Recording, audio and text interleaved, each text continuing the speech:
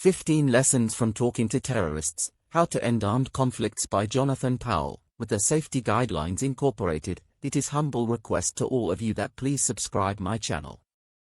1. Understanding the enemy is essential to ending a conflict. This does not mean condoning or agreeing with their views, but it does mean trying to understand their motivations and goals. 2. Terrorists are not all the same. There are many different types of terrorists with different motivations and goals. It is important to understand the specific group you are dealing with in order to negotiate effectively. 3. There is no one-size-fits-all approach to negotiating with terrorists. The best approach will vary depending on the specific context of the conflict. 4. Negotiating with terrorists is a risky process.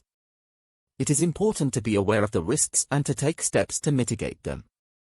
5. Negotiating with terrorists is a long-term process. It does not happen overnight. It takes patience and perseverance. 6. It is important to be clear about your goals and objectives. What do you want to achieve through negotiations? 7. It is important to have a strong bargaining position. This means having leverage that you can use to pressure the other side. 8. It is important to be flexible and willing to compromise. It is unlikely that you will get everything you want in negotiations. 9. It is important to build trust with the other side.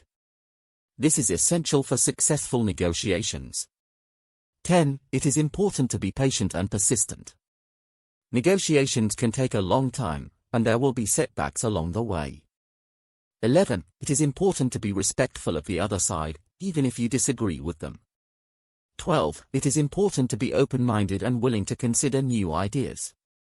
13. It is important to be creative in finding solutions. 14. It is important to be prepared to walk away from negotiations if necessary. 15. It is important to remember that negotiation is not a game. It is a serious process with real consequences. I hope these lessons are helpful and informative. Please remember that negotiating with terrorists is a complex and dangerous process, and it should only be undertaken by experienced professionals.